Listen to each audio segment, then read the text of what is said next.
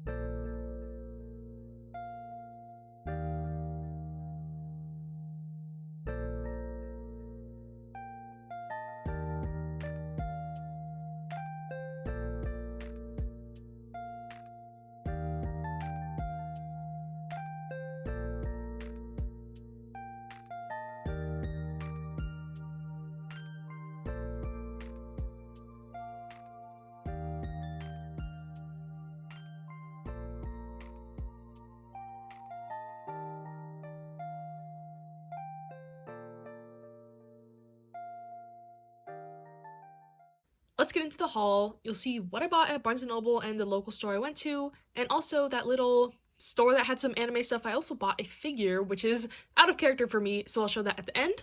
But I did get a good chunk of manga, so let's start with that. First, I got volumes 10 and 11 of Love Me, Love Me Not. I had a really rough start with this one, but I had 9 volumes, so I decided to just keep going and power through and see if it got better, and it did get better. I want to see this through to the end. There's only 12 volumes, so it's almost done. And basically this is a love square type situation that does involve some incest in the very beginning, so beware of that. But overall, I like it. Is it my favorite thing ever? No, but maybe the ending will change that, I'm not sure.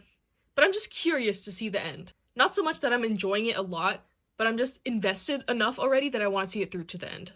And then I also ended up getting some more volumes of The Daily Life of High School Boys, so volume 4, 6, and 7 is the last volume, so I'm missing volume 5. This is another one that I was having some mixed feelings about in the beginning. Volume 1 was okay, volume 2 was really good, volume 3 was okay again, so I just want to see the whole series. I love this anime, and it does get a bit repetitive if you have seen the anime already, but it's been a long time since I have seen the anime, so I feel like I still will think that these volumes are funny enough, and I just wanted to have the complete series. So yeah, I'm excited to read this, and I'll get volume 5 eventually. And then the thing I actually went into Barnes & Noble with a purpose to get was I wanted to get the rest of Haikyuu, but unfortunately they didn't have that many volumes.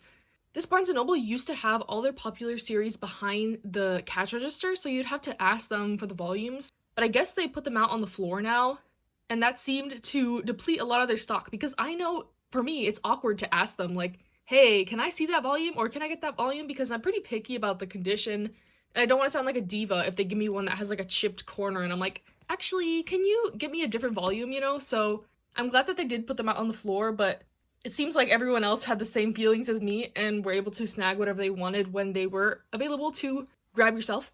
But yeah, so I ended up getting volume 38, 39, and 40, and now I'm missing 10 volumes of Haikyuu. Slowly collecting them, not in a rush to get them. Hopefully they're on sale on the Right Stuff sale in the winter again. That'll be the most ideal situation so I can just get the rest of the volumes. But yeah, slowly chipping my way through. Love Haikyuu. Channel's named after a character from Haikyuu. We all know this. We all love this. And then for a new release, I got volume 11 of Toilet Bound Hanako-kun. I've only read volume 1, 2, and 3 still, but I do have all the volumes to binge. Eventually, everyone is saying that these last couple volumes have been super intense and super good, so I'm really excited to keep going. And I think I'll enjoy it. And if not, I can just sell these volumes. It's very popular. Not a big deal, but I think I'll like this, and I'm excited to get into the story, and I'm happy that I'm caught up, so I don't have to go hunting for volumes, because I know the series is a little hard to get, especially the earlier volumes right now. But don't give up, they will come back in stock. Yen Press is a pain in the ass, but it will. I don't think they'll put this series out of print or anything anytime soon, if they care about making money. And then I got the first omnibus of The Flowers of Evil by Shuzo Oshimi. I have read Inside Mari, and this was the next work that people recommended to me, so I'm excited to get into this. I know almost nothing about this. I know it's very dark. Something about, like, manipulation, high school, drama, something like that. But I am really curious. I don't think I will ever read Blood on the Tracks, because that one seems to be a bit much for me, but I think this one is the next one on the list that I was willing to try, so I'm excited to get into that. I don't know how hard the volumes are to get right now, but I'm sure they're kind of an in-stock, out-of-stock situation, not out of print. And then another new release, I got volume 3 of Boys Run the Riot. This is going to be a 4-volume series, so like every time I sit down to read it, it looks like the next volume is going to come out right away, so I'm like, oh, okay, I'll just wait until I get all the volumes. So yeah, I have not read this. Might wait until I get volume 4 to just binge it all, or I might just read the first 3 and see how I like it, but I've heard very good things about this, and I'm excited to get into it. And then something that might be a little unexpected, I got the full series of After the Rain. Now, this is one that I have seen the anime for, and we all know how I feel about age gap romances. I highly dislike them, but this one is more of a coming of age story, and it's about this high school girl who works at a diner, and she has a crush on her manager who's like 40 years old, that's him, but he does not reciprocate her feelings and wants to try to help her get over some things in her life, such as an injury that made her rethink her dreams, and she's trying to find something else in life. So this is a very good character study, drama, psychological type story, and a lot of people I trust in the manga space have said that this is not creepy or weird in the manga. The anime at least was not weird, so I trust that this will be good. And I just decided to get it all because they had it all there. And then at the local used bookstore, I got a couple things. I always like to check in on there. I like supporting small businesses when I can, but unfortunately there's like no bookstores around me.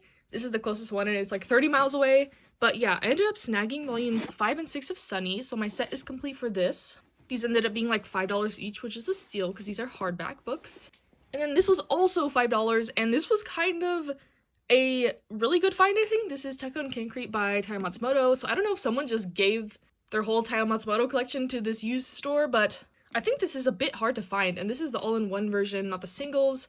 But I kind of want to collect all of Taiyo Matsumoto's work. I really like Ping Pong. I haven't read Sunny, but from what I've heard, I think I'll like it. And then the work coming out number 5 right now, I think I'll pick that up after I read Sunny and Tekko and Concrete, but really excited to have this. I almost missed this because it's not the size of a normal manga. Like, I was on my way out and I saw this thing in the side and I was like, oh, what is that? Oh, that's by Taiyo Matsumoto. Like, I knew what this was, but I didn't know that it was kind of sought after, so I got really lucky picking this up, especially if I plan to collect all his works. It saved me the hassle of having to track this one down. So yes, that is all the manga I got. And now let's take a look at the figure I bought. I can't believe I bought this, but... So what I got is the Senku Figure Art Zero figure, and I'm not a figure gal, so I can't really tell you the specifics of this figure, but I know it's the only, like, more high-quality Dr. Stone figure that there is other than the Kohaku one, which is also really gorgeous, that I've been eyeing. And I also want the Nendoroid for Senku, but my favorite character is Gen, so I'm waiting for a nice figure of him to come out, but for now, I saw this Senku, and I was like, you know what?